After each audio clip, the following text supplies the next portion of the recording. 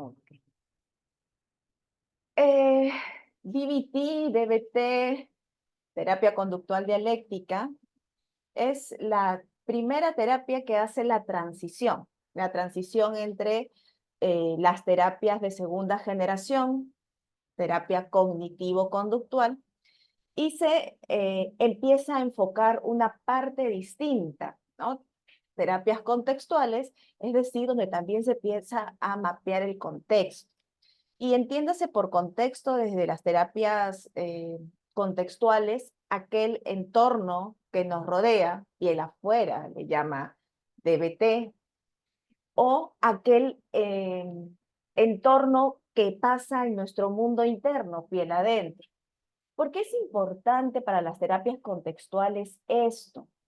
Porque con esto nos ayuda, nos invita a que nosotros no veamos cada conducta de modo tubular. O sea, no es, por ejemplo, ¿no? Tuvo un atracón, tuvo consumo excesivo de pastillas, tuvo sobreingesta de alcohol, sino que nos invita a los terapeutas a observar el todo, porque dependiendo de ese todo es que nosotros podemos entender qué lleva a esa persona, a ese ser humano, a tener dicha conducta. Y también, en la medida de que tú como terapeuta puedas entender, invites a tu paciente a que observe cómo va cada eslabón llevándolo o arrastrándolo a tener dicha conducta.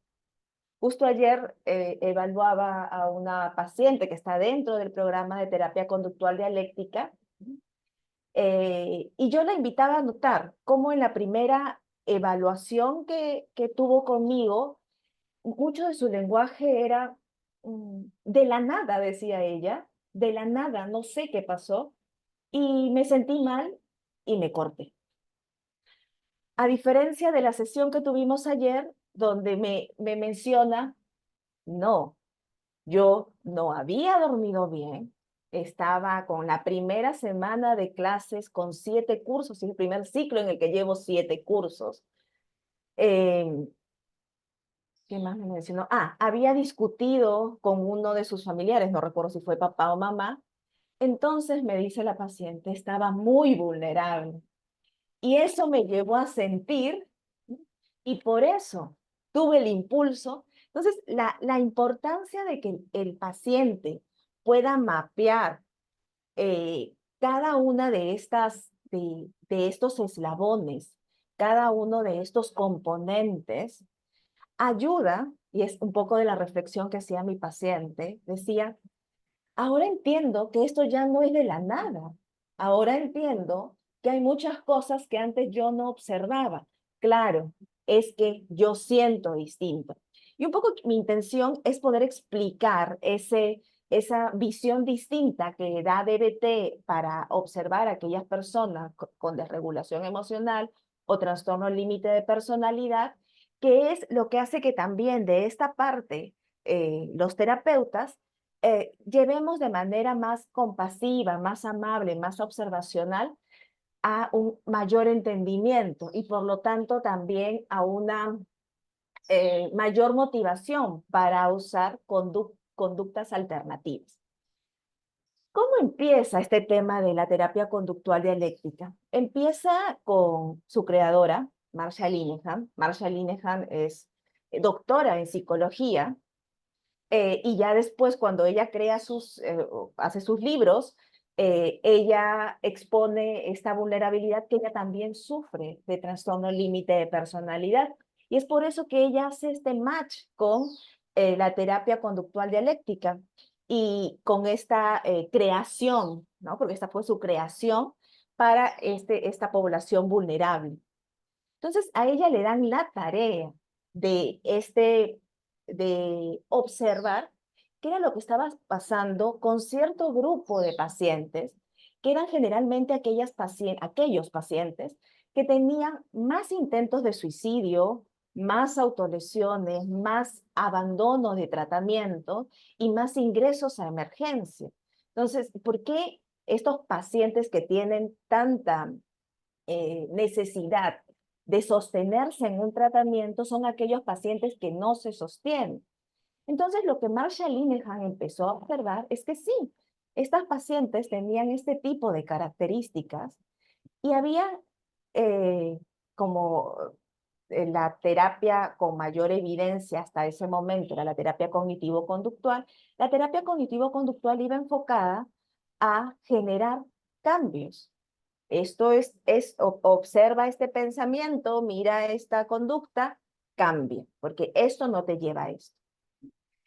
Y ocurría, y entendemos ahora que ocurría porque también ella había estado en la posición de paciente, ocurría que para ella, para los pacientes, esto era tan invalidante, se sentían tan poco comprendidos, porque solamente se les motivaba al cambio, que existía este sesgo, esta disociación entre terapeutas y pacientes.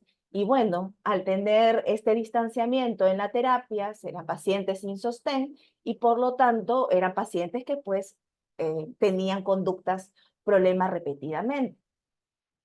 Entonces, ¿qué cosa hace Marshall Linehan? Y un poco lo hace ella por la experiencia de vida que tenía, porque ella en algún momento de su vida tiene este acercamiento al budismo zen. Entonces ella hace un match entre las ciencias conductuales llámese TCC, y le agrega habilidades de mindfulness, habilidades de validación. De tal manera que ella lo que crea, y de ahí viene el nombre, es una dialéctica.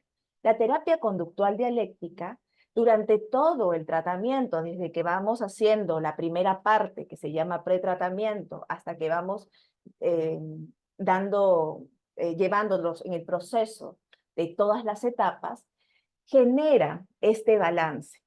Y genera este balance entre la validación y aceptación versus el cambio, porque parte de un hecho que es fundamental para DBT, y es que las personas, sobre todo las personas con un núcleo de desregulación emocional o trastorno límite de personalidad, tienen una tendencia fundamental, y es a irse hacia los polos. El polo del todo o nada, del blanco o negro, quererte o odiarte, idealizarte o invalidarte. Y esto tiene que ver fundamentalmente con su historia de aprendizaje. Entonces, lo que te invita a observar, a adquirir como terapeuta DBT, es que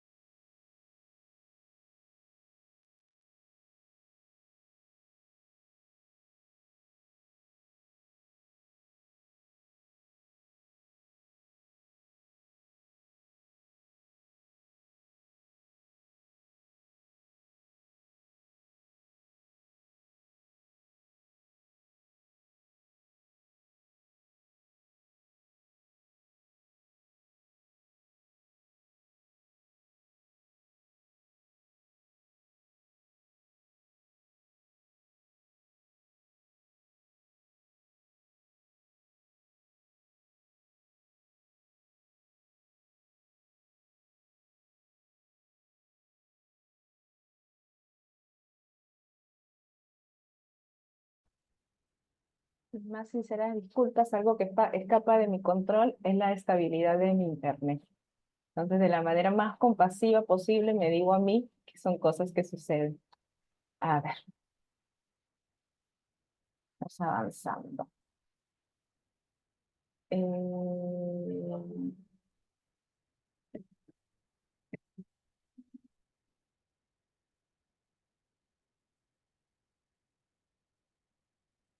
Bien, te pido por favor que me pongas de confitrión para poder compartir mi pantalla. Muchas gracias. Ok, listo. Bueno, entonces les mencionaba que la intención es que más allá de entrar en un juego de poderes entre terapeuta y paciente, la invitación es a que nota que esto es algo, nota terapeuta, que esto es algo que puede pasar para que tú lleves a tu paciente de manera muy amable y compasiva, validante, a este punto medio, porque al final la intención es poder ayudar a tu consultante, pero necesitas ayudarlo siempre y cuando tú reconozcas su tiempo y reconozcas su proceso.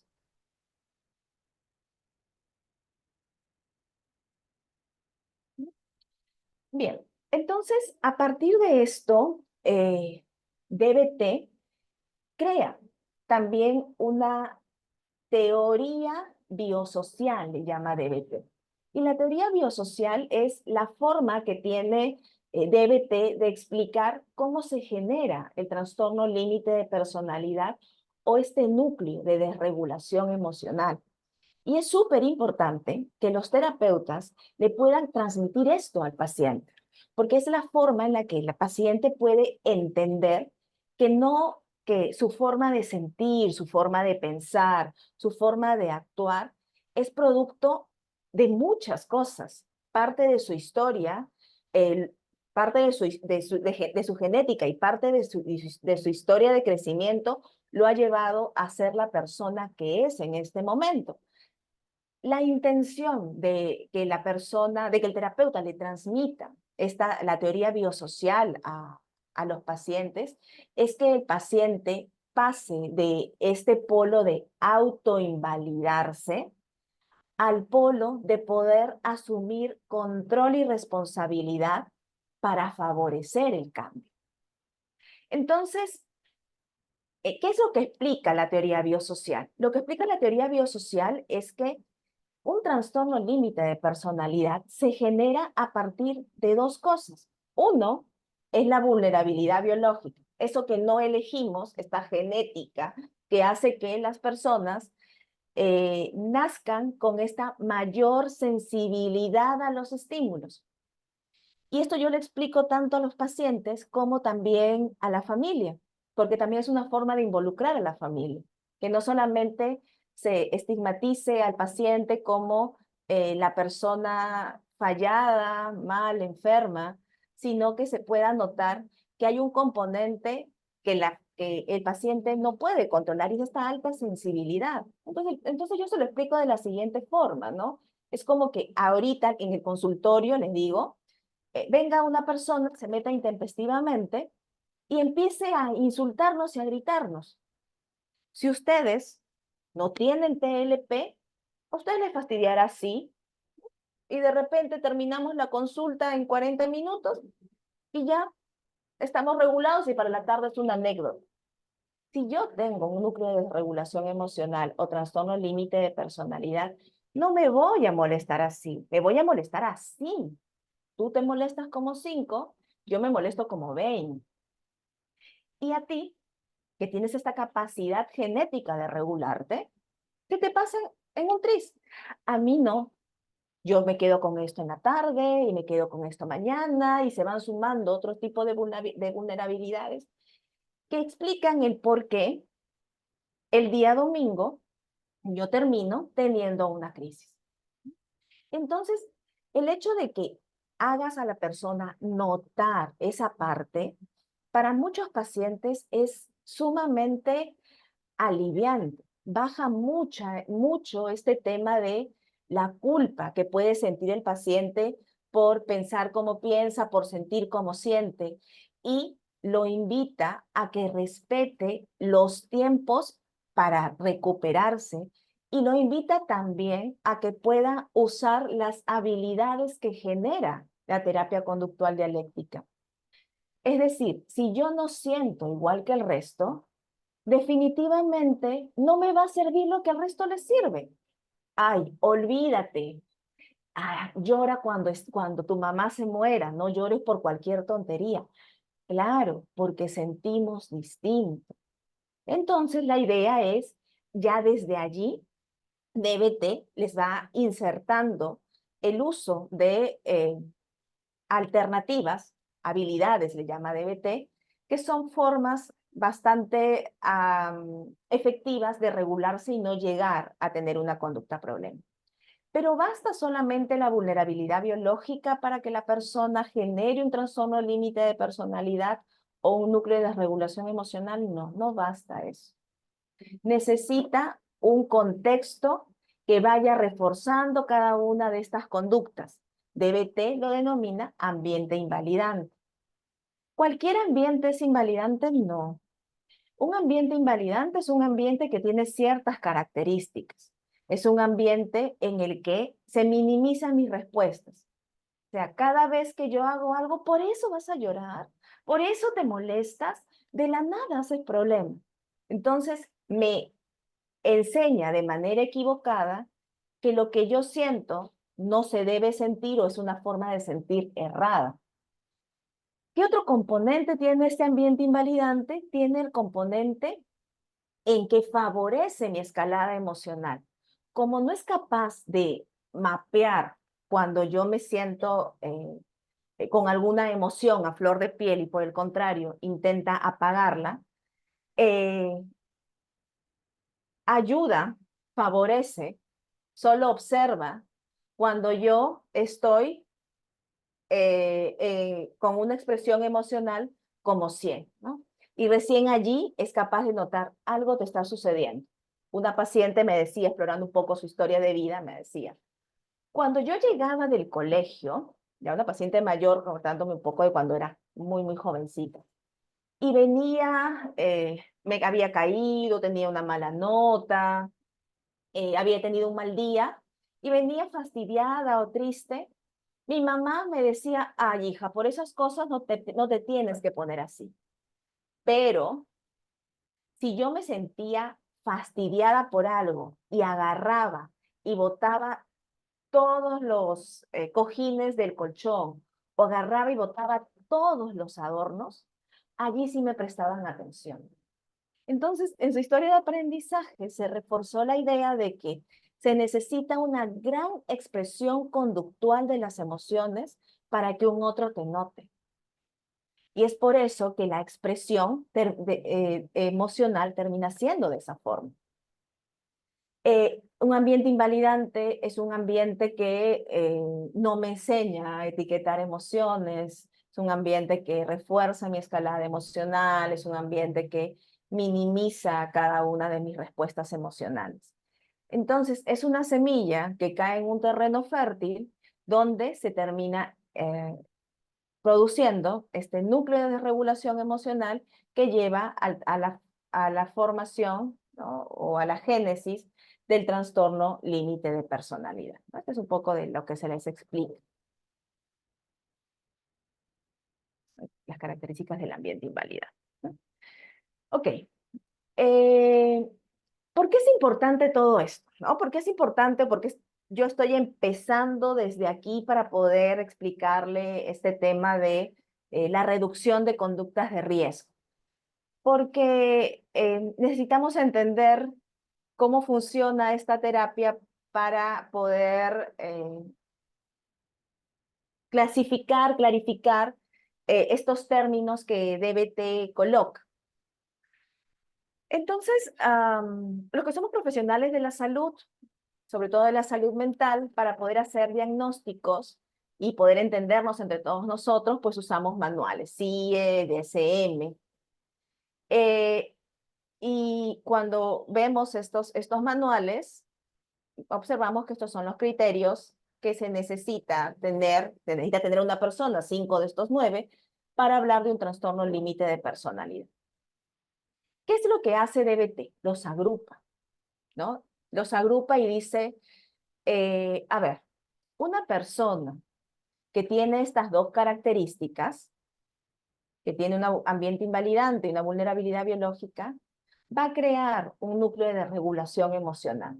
Y como yo, terapeuta, me doy cuenta que esa persona tiene un núcleo de regulación emocional, porque fundamentalmente este paciente lo que va a tener es este ánimo cambiante, muy reactivo a las situaciones, y va a tener esta ira intensa, eso que el paciente te lo ejemplifica como me dicen que soy un fosforito, que no me pueden decir nada porque de todo me molesto. ¿Qué más? ¿Cómo más agrupa esto DBT? DBT menciona que así como hay inestabilidad emocional, que es el corazón de todas las personas que transita por un trastorno límite de personalidad, esta inestabilidad emocional se puede eh, actuar a través de inestabilidad conductual. Y esta inestabilidad conductual tiene que ver con aquello que muchos de los terapeutas vemos y que quizás nos alerta un montón, que es la impulsividad que puede tener el paciente con sus autolesiones o conductas de riesgo en varias áreas y las conductas suicidas.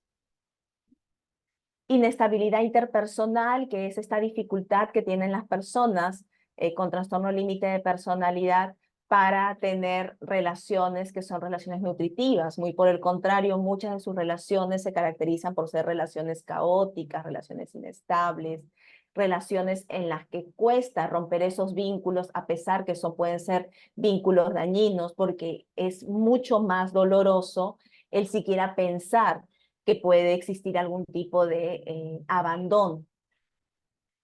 Inestabilidad en la identidad, donde habla fundamentalmente de la sensación de vacío y habla de la alteración en la identidad, ¿no? Teniendo en cuenta que la alteración en la identidad no solamente se refiere a tener de repente una distorsión corporal, si es que hay un núcleo de problemas de trastornos de alimentación, sino también esta dificultad para poder sostener proyectos a largo plazo, iniciar con mucha motivación algún proyecto y perder esta motivación a lo largo del camino, ¿no? Por eso mucho de lo que sucede en las personas con trastorno límite de personalidad es que no sostienen trabajos o no sostienen una carrera por mucho tiempo, porque como el ánimo va hacia arriba o hacia abajo, es como ponerse lentes de diferentes colores y empezar a actuar a través de esa emoción, porque la emoción se siente de manera muy intensa.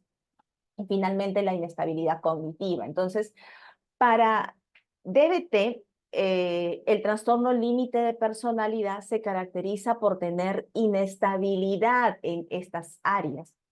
Y dependiendo de las áreas de inestabilidad, eh, yo como terapeuta voy a tener más claro qué habilidades voy a usar con mi paciente para que el paciente pueda favorecerse en cada una de esas áreas. Generalmente, bueno, y aquí ya es el sesgo de nosotros como institución, porque ya nosotros recibimos a pacientes que vienen con este diagnóstico y que ya vienen tratados anteriormente por otros terapeutas.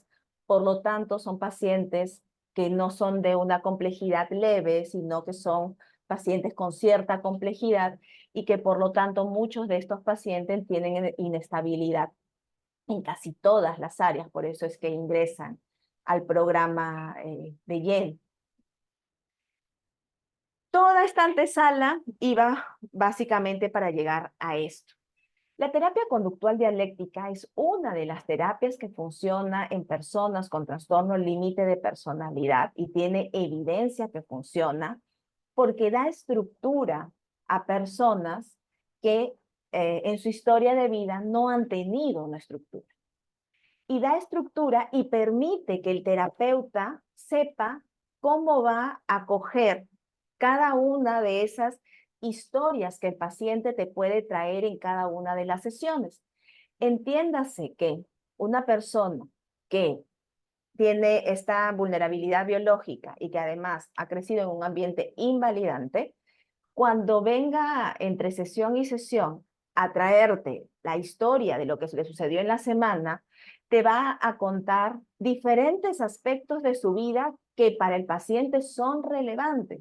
Y en esta semana yo te puedo contar sobre mi relación de pareja, que estuvo a punto de terminar y que ya retorné. Y en la próxima semana te puedo comentar sobre que dejé el trabajo.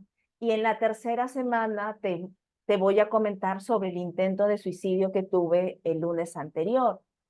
Entonces, al tener temas tan diversos, porque hay tantas áreas de inestabilidad, necesitamos saber a qué cosa le hago foco yo como terapeuta, porque si no, termino siendo un terapeuta que se transforma en un bombero y que solamente va a estar apagando incendios. Hoy sucedió esto y te sostengo en esto, y hoy sucedió lo otro y te sostengo en lo otro, pero nos mantenemos en el mismo punto.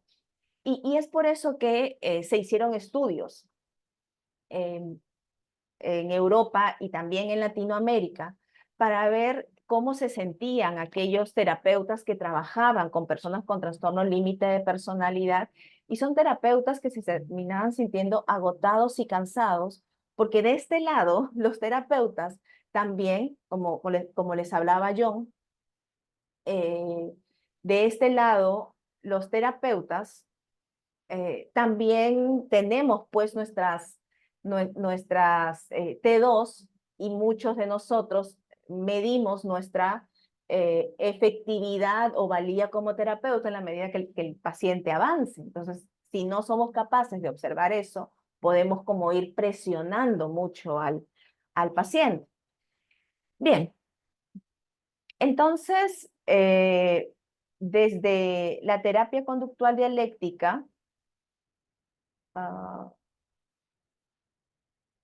pero que en la terapia conductual dialéctica, Marshall Linehan nos da esta pirámide de jerarquía conductual, que es una de las tantas cosas útiles que ayudan a que podamos direccionar cada una de las sesiones. Y en esto, ¿qué dice Marshall Linehan?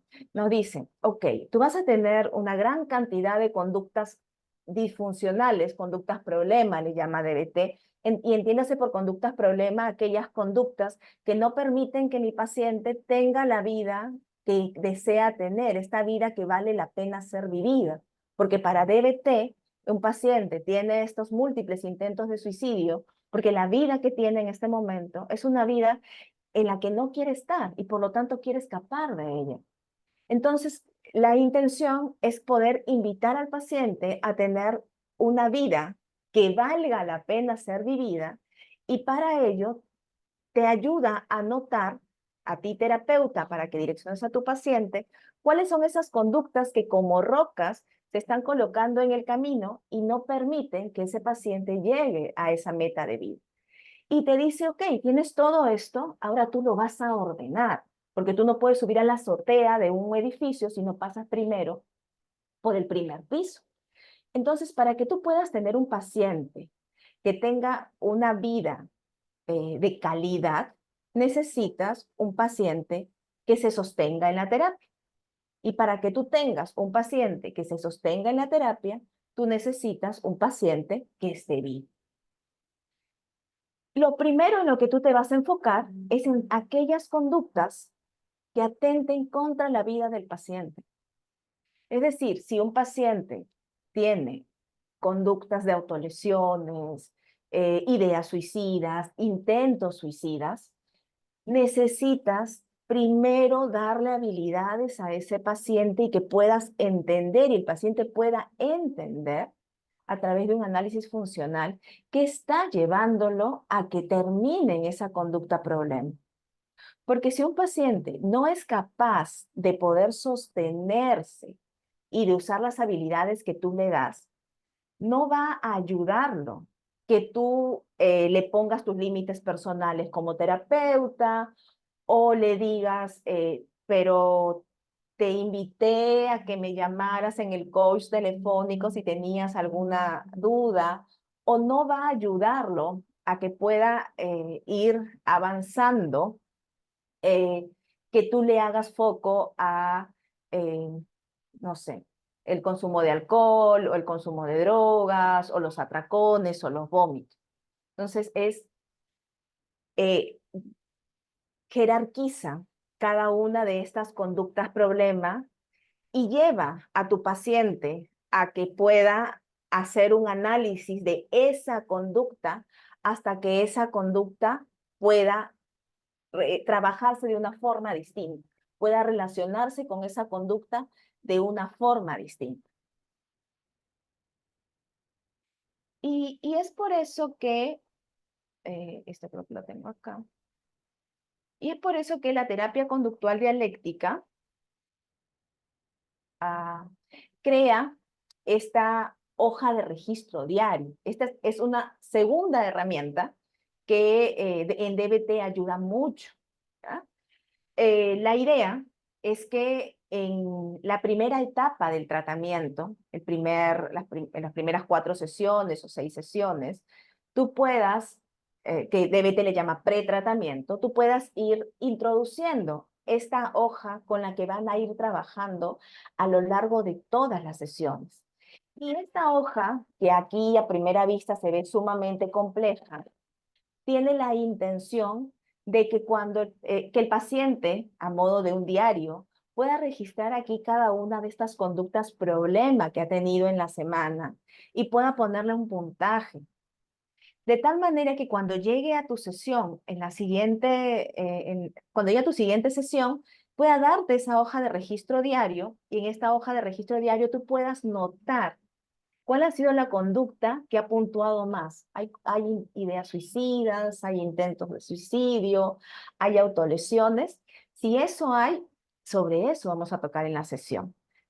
Aunque el paciente de repente puede haber tenido dificultades en las relaciones interpersonales con algún compañero de trabajo, aunque el paciente de repente haya tenido un descontrol en el tema de los alimentos, pero es la invitación fundamental a trabajar eso. Entonces, este es un ejemplo de tarjeta de registro diario, porque la idea es que nosotros vayamos colocando en esta tarjeta, ¿no? De lunes a viernes, vayas tú individualizando con las conductas problema que está presentando el paciente, que le pongas que le enseñes a poner una puntuación, ¿no? Y ya el paciente poquito a poquito vaya llenando eso, ¿no? Para DBT es fundamental que el paciente llene esto. Y más bien cuando el paciente no llena estas hojas de registro diario, esta tarjeta de registro diario, se trabaja esto como una conducta problema. Es tan importante que la llene como importante que vengas a la sesión, que no vengas tarde, que tomes tu medicación, que sí, o sea, así de nuclear es este uso de la tarjeta de registro diario. Quiero hacer un pequeño paréntesis para poder responder a esta pregunta.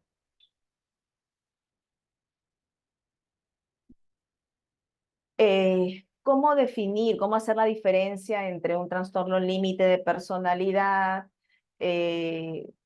o un trastorno, ya que me refieren pacientes que tienen otras características que comparten con TLP o que pueden tener otro trastorno de personalidad? Hay que entender algo. Hablar de un tema, o sea, hablar de personalidad o hacer un diagnóstico de un trastorno de personalidad requiere un poquito de tiempo. Si bien tenemos herramientas o test para hacerlos, ¿no? Que nos pueden dar una orientación, el diagnóstico fundamentalmente es clínico. Y cuando hablamos de un trastorno de personalidad, hablamos de conductas que se van a sostener en el tiempo.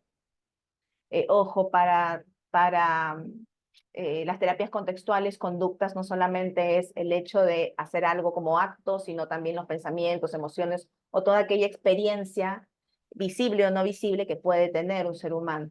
Bien, pero cuando hablamos de un trastorno de personalidad, hablamos de conductas que se van a sostener en el tiempo, no son flor de un día, ¿no? Cuando hablamos, por ejemplo, mucha de la dificultad que podemos tener para hacer diagnóstico entre el trastorno límite de personalidad y el trastorno bipolar, ¿no? Porque el trastorno límite de personalidad, claro, tiene este ánimo cambiante, pero la diferencia es la temporalidad, porque el trastorno bipolar tiene su época, su episodio depresivo bien marcado con sus características, y tiene otro momento donde aparecen estos episodios de manía o hipomanía con sus características. En cambio, un trastorno límite de personalidad no es así. El trastorno límite de personalidad es un ánimo que cambia reactivo a la situación. Estoy aquí ahorita con ustedes y de repente se me va el internet y me bota de la sala Zoom, mi cólera asciende a 10/10 y ¡pah! Empujo la computadora, ¿no? O sea, hace 10 segundos estaba como tranquila y ocurre este evento que hace que yo escale rápidamente y no tengo habilidades para regularme y hago esto.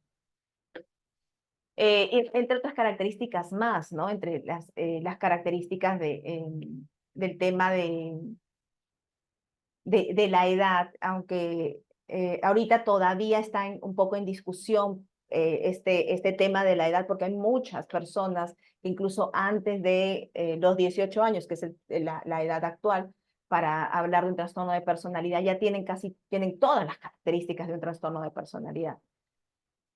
Ok, cierro el paréntesis y clarificada la pregunta.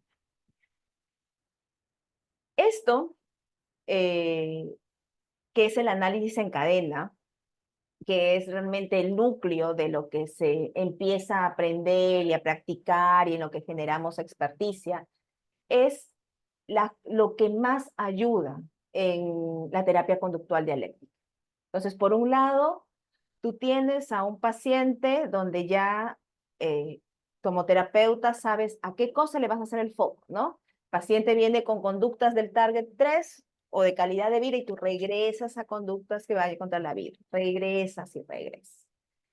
Y el análisis en cadena que hace que invita a hacer la terapia conductual dialéctica es lo que nosotros conocemos como el análisis funcional de la conducta, el ABC.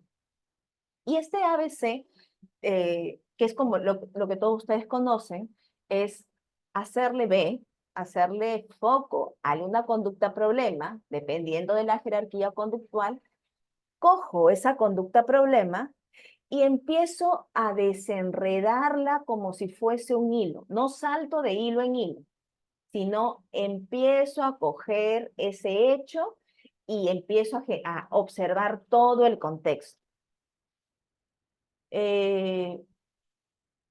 ¿Y esto qué significa? Significa, por ejemplo, que en el ejemplo que les puse hace un momento, eh, Paola, la conducta problema en este caso podría haber sido Paola se arañó los brazos, una conducta de autolesión, conducta que atenta contra la vida. Entonces, tengo que empezar a explorar que el paciente me lleve de manera muy descriptiva a ese momento. ¿Qué estaba haciendo Paola en ese momento? No estaba haciendo nada, solamente estaba dictando y de la nada, como decía mi paciente el día de ayer, llegué y me arañé los brazos. Entonces, es invitar a pausar desde que el paciente abre sus ojitos e invitar a notar no solamente aquello que el paciente puede observar, sino también aquellos pensamientos, emociones, recuerdos, impulsos, sensaciones físicas que están apareciendo en el paciente, porque todo eso suma. Necesitamos conocer todas y cada una de las vulnerabilidades que tiene nuestro paciente. ¿Para qué? Para que podamos intervenir sobre ellas. Para que a partir de eso nosotros podamos ir generando un análisis de solución, le dice DBT, para que el paciente note que no es que esto aparece de la nada, sino que si ese paciente durmiera mejor, tomara sus medicamentos, no faltara a sus citas, adquirir habilidades para ser más asertivo en el trabajo, si ese paciente no consumiera alcohol, ¿no? Sus vulnerabilidades serían como más chiquitas y la probabilidad de que esa conducta problema se dé disminuye. Y aquí regreso a una PPT que me salté, Porque la conducta problema necesita ser un problema para el paciente, no un problema solamente para la familia o el terapeuta. Yo generalmente trabajo con personas con problemas de conducta alimentaria y para una persona que transita por un problema de alimentación, su objetivo fundamental, ¿no? Y el por qué o para qué tienen este tipo de restricciones o ejercicio excesivo o conducta compensatoria, es poder tener un cuerpo diferente, un cuerpo que les permita ser aceptados, favorecer vínculos, tener menos autocrítica, etcétera, etcétera. Y en sintonía con ese objetivo, muchas de sus conductas tienen un sentido. Entonces, ¿por qué o para qué un paciente dejaría de vomitar? ¿Para qué un paciente empezaría a comer regularmente, empezaría a aumentar su contenido calórico, empezaría a probar alimentos altamente calóricos o dejaría las 5 o 6 horas de ejercicio que hace? Entonces, ¿para qué? ¿Solo porque el terapeuta lo dice? ¿Solo porque la familia dice que eso no se ve bien? Allí es donde necesitamos detenernos mucho más, porque si esa conducta problema no representa un problema para el paciente puede cognitivamente generarle un sentido el usar una habilidad, pero no la va a usar.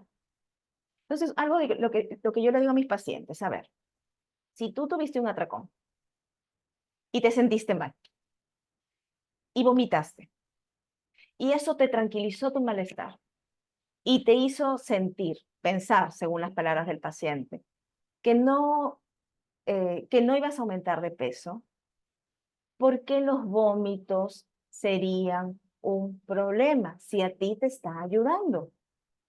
Y esto que les estoy diciendo es una de las características que te invita a tener en el terapeuta, que es este estilo irreverente. Porque mi intención al decirle esto al paciente es que el paciente pueda darme argumentos para favorecer un cambio, ¿no? Si tenías esto y te sientes mal, entonces es como que, ¿no? Y si el paciente me dice, sí, pues tienes razón, y ya me siento mejor, entonces a mí los vómitos me funcionan. Entonces eso, pero ¿qué tanto eso nos acercará, ¿no? A la vida que queremos tener, ¿no? Nos vemos, muchos de los pacientes con los que trabajo son muy, muy jovencitos, entonces tener 40 años es como mucho. Nos ve cómo nos vemos a los 40 años con esta misma conducta. Es como que allí se saltan los pelos. O ante esta misma, uy, ante esta misma diálogo que les hago yo, me dicen, no, pues, porque después de eso me arde la garganta, después de eso aparece menos culpa, perdón, más culpa, después de eso me siento débil, no puedo socializar, no puedo ir a la universidad que para mí es importante. Entonces te empieza a dar argumentos de los costos o de las complicaciones o de los problemas de sostener esa conducta blanco a mediano y largo plazo, porque el paciente solamente ve las consecuencias a corto plazo. Tengo este malestar y así lo alivio, pero no ve cómo esto se va dando a mediano o largo plazo. Y aquí sí quiero dejar de compartir esto para poder compartirles esta otra parte, porque necesito que ustedes puedan notar esta.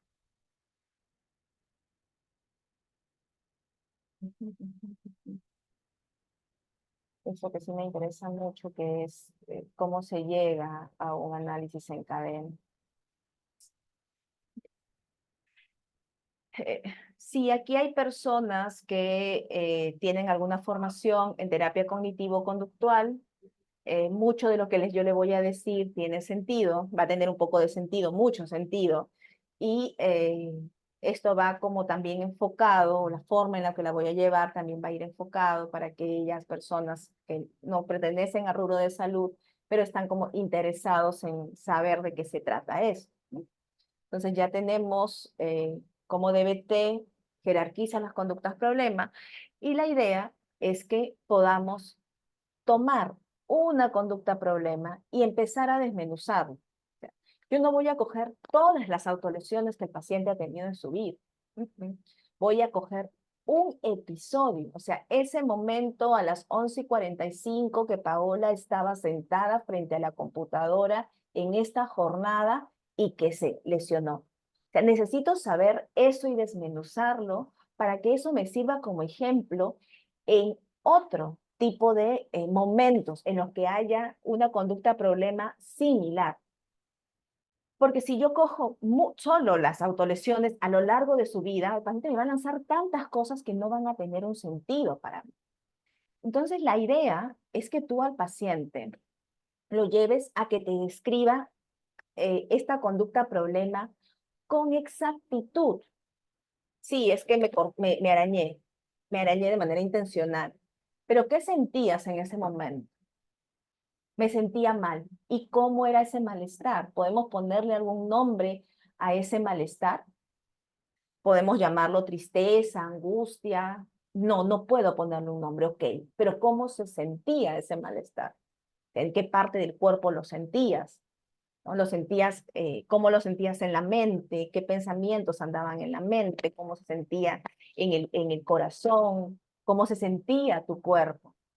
Porque aquí ya estamos dando algunos pasos para que el paciente pueda empezar a identificar este tema de las emociones. O sea, lo que tú haces es, esto que el paciente lo tiene tan cerradito como me siento mal y no sé por qué, tuve esto, lo estás empezando a abrir para que el paciente empiece a notar. Y sí, es una conducta específica. Entonces, en ese momento, yo me sentía ansiosa y los pensamientos de que no lo iba a hacer bien me estaban visitando, y encima se me fue el internet en ese momento y sentía que el corazón me palpitaba y sentía la cara caliente. Entonces, toda esa información muy descriptiva con exactitud ayuda a que el paciente observe como quien observa en un cuarto oscuro con una linterna cosas que hasta antes de ese momento no podía ver.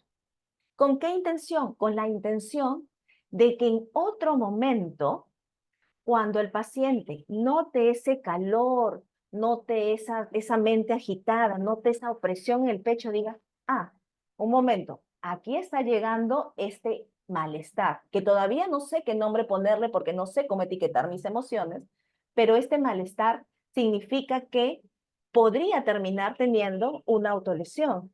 Entonces, ergo, agarro mi cartuchera, mi kit de ayuda y genero alguna habilidad para poder invitarme a regular. Porque muchos pacientes, muchas personas con trastorno límite de personalidad creen que pasan del no sentir nada al sentir todo. Mentira. Sino que no soy capaz de mapearlo, porque en mi historia de vida no me enseñaron a mapearlo, pero tu terapeuta sí te va a enseñar a hacerlo. DBT le llama al disparador a aquel evento que considera fue la última gota que derramó el vaso. O sea, Paola no durmió bien, Paola ayer se olvidó de tomar su medicación, Paola venía de una jornada, de una semana muy cargada, ¿no? Y estaba como tratando de respirar antes de hacer su charla, y justo se fue el internet. Ese último evento es la gota que derramó el vaso. Y generalmente ese último evento sí son capaces de verlo los pacientes, pero lo ven como una cosa aislada. Y la familia también lo ve como una cosa aislada. Pero doctora, lo único que ocurrió fue que se le fue el internet un ratito y ella agarró y se arañó todos los brazos. Por eso es que las terapias contextuales hacen que tú veas todo, que no fue solamente ese ratito. Esa respuesta fue una respuesta a la suma de muchas otras cosas que ahora Paola sí está notando.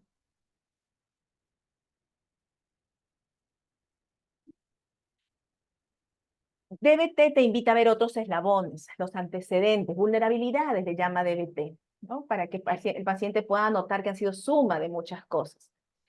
Y después de esto te invita a notar ¿qué pasó después? O sea, ¿qué pasa después de que hay este arañón?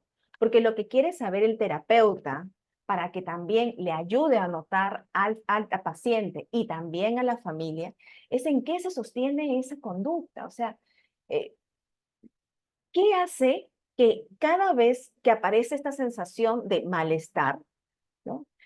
Paola haga esto, porque parece no tener una congruencia, pero sí tiene una congruencia. Cuando Paola hace esto, ¿qué cosas gana? ¿Qué cosas alivia? ¿Cómo responde el contexto?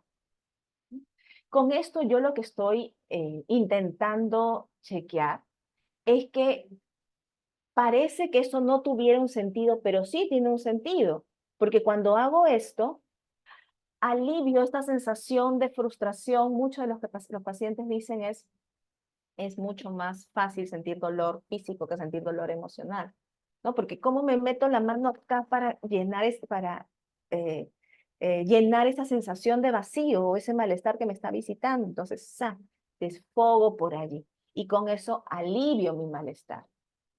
¿Hay alguna otra respuesta del contexto? Sí, porque cuando hago esto, ¿no? ¿Te acuerdas que te dije que había tenido un problema con mi familia, un problema con mi compañero de trabajo? Al verme así, mi familia me dijo, ok, tranquila, sé que te sientes incómoda, sé que te sientes mal, voy a tratar de ser más amable, voy a tratar de no ser tan brusco contigo. No tuve necesidad de decir nada, no tuve necesidad de poner el problema, ni conversar con él, ni conversar con ella. Simplemente cuando vio mi mano vendada lo notó. Entonces, de manera indirecta ese contexto refuerza, ¿no? Porque le está enseñando, lo está reforzando lo que aprendió cuando era pequeño. O sea, solamente te mapeo, ¿no? Y no te obligo a pasar por ese momento incómodo de hablar sobre algo que para ti es importante, porque quizás no sabes cómo hacerlo. Y yo, al ver eso, ya entendí que algo te está pasando. Entonces, hace que el paciente salte algunas cosas y que por ende no necesite adquirir habilidades, lo más refuerza. Y al hacer todo este análisis en cadena, yo lo que puedo tener es información de dónde tengo que ayudar a mi paciente para que tenga menos vulnerabilidades.